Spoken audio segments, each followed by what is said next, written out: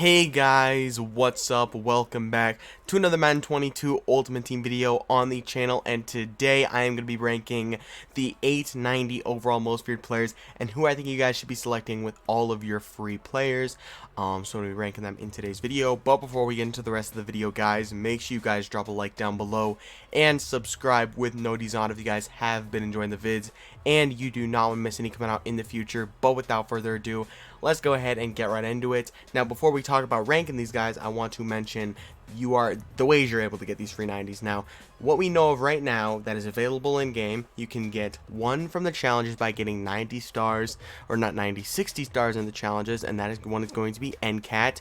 You can get two from the mission objectives by completing the full objective list. You get two 90s, but those are not able to be unlocked right now because you cannot get the amount of stars you need to complete those. So those cannot be unlocked right now. But also, we do have talking about the the mission ones. Those are auctionable, by the way. And finally, we have another free 90 overall player, which you can get from the yard objectives, which you can complete right now. And if you go ahead and do that, you get yourself an auctionable 90 overall hero.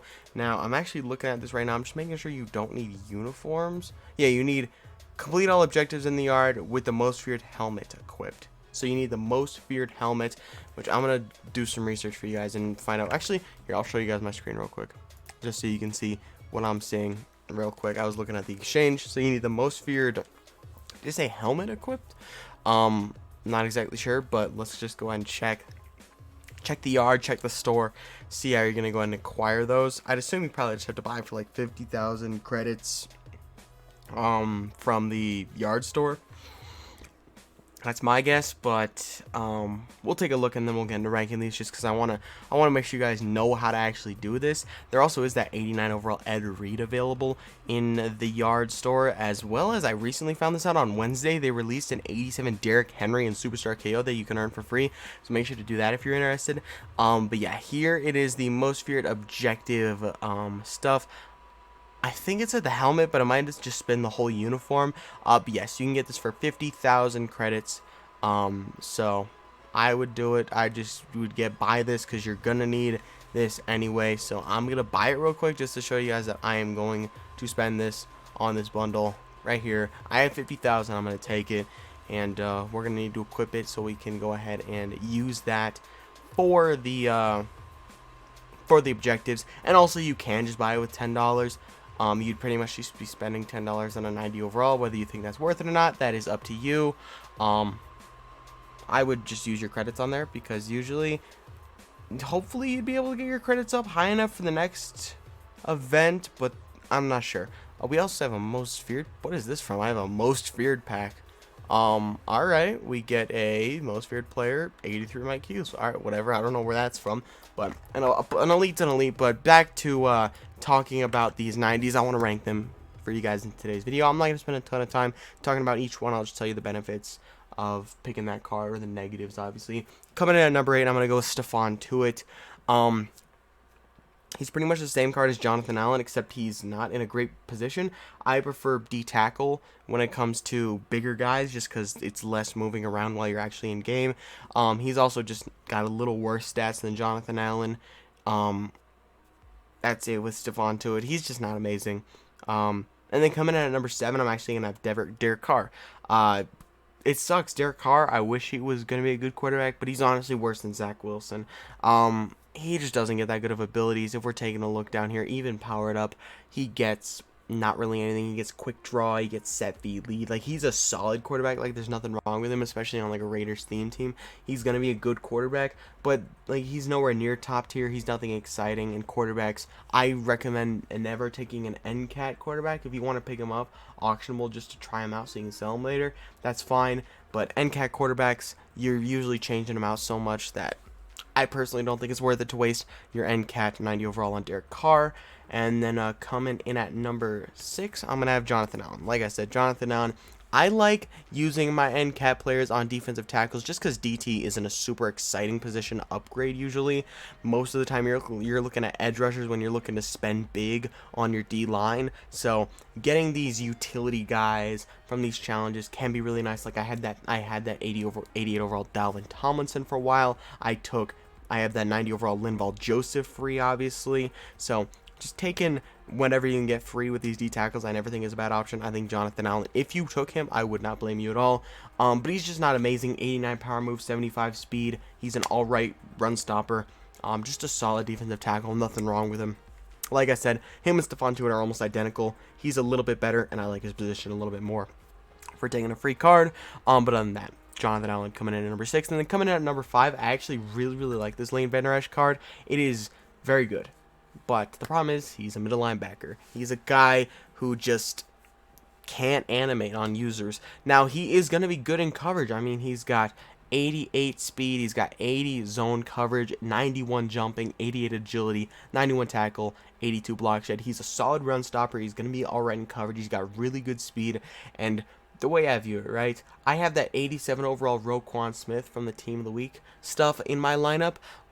Leighton Vander Esch is probably going to be one of the 90s I take, especially one of my end cap ones, just because I can throw him in. He gets my overall up on my team. He's going to play well when he's in-game. He'll play well on special teams, on goal line situations when I need big guys in. So, although he probably won't see the field much, whenever he does, he's going to play really well. And also, like, he's just a filler player. And that's what I feel like a lot of these low-tier cards are. They're either bad or they're filler players. And there's guys at the top who are obviously going to make a difference. While Leighton Vander Esch, he might not make a difference. He's not going to make a negative difference.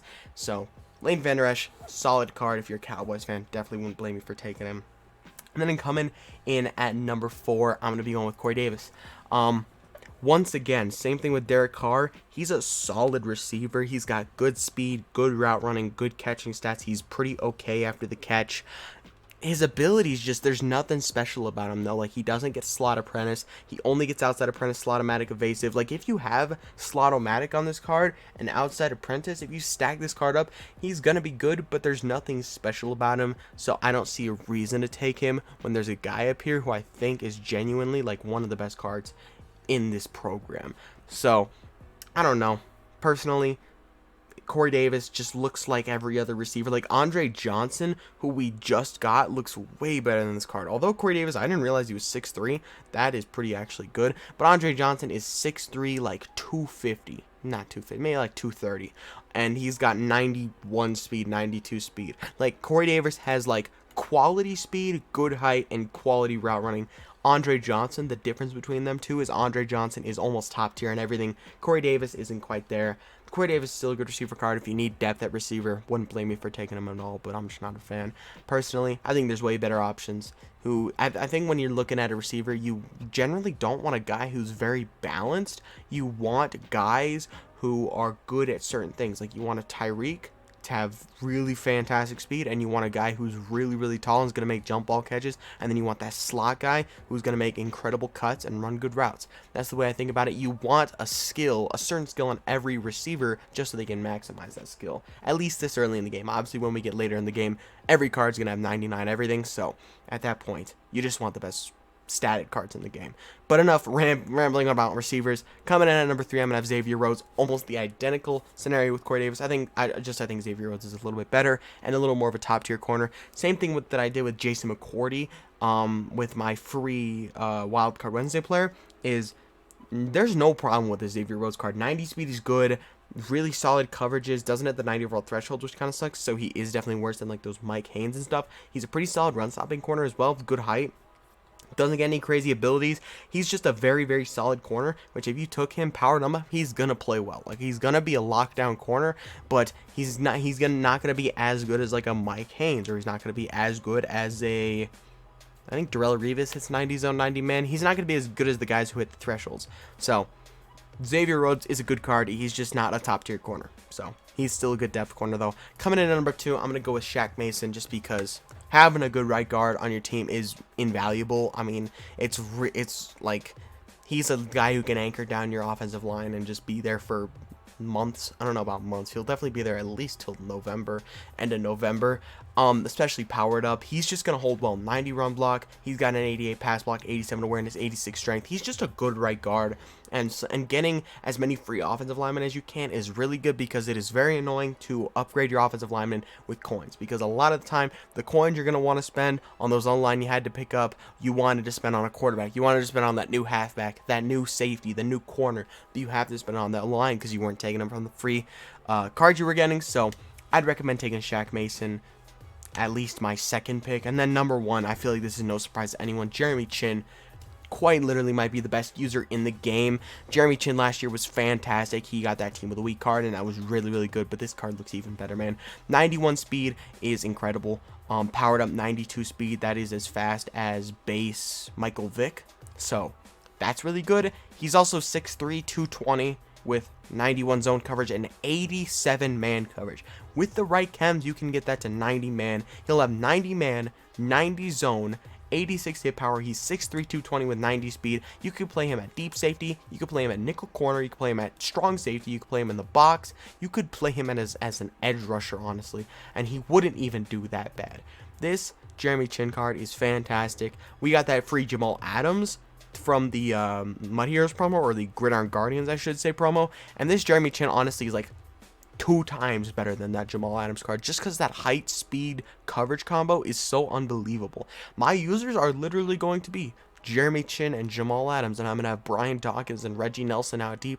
My safeties, my box users are going to be fantastic, and I'm really happy about that. I already literally have Jeremy Chin on my team. I took him from my challenges as my end cap player, so this is coming from a guy who literally took this card as his free player. I recommend it. But once again, having that Shaq Mason to anchor down your offensive line, if you feel your safeties are good enough, is definitely a great option. If you need depth at corner or receiver, Xavier Rhodes and Corey Davis are definitely not bad options. Or if you just need to like fill up your roster, you just like need some fill-in spots, like you still have maybe like an 85 defensive tackle, or you still maybe have a 85 middle linebacker, taking Jonathan Allen, taking LVE, especially if you already taken like a Jeremy Chin, like with your second or third 90 overall player, taking those guys that are just filling your roster is definitely not the worst option, because they're not going to play bad. They're just going to fill in holes, and they'll be there, and they're just going to kind of be there and play their role how they should. So there is my ranking of those 90s for you guys. I know someone did ask for this in the comments, so big shouts to you for telling me to do this video. But yeah, guys, that is going to be the video. I hope you guys enjoyed the video, and if you did, make sure to drop a like down below and subscribe with noties on. But yeah, I'll see you boys in the next one. Peace out.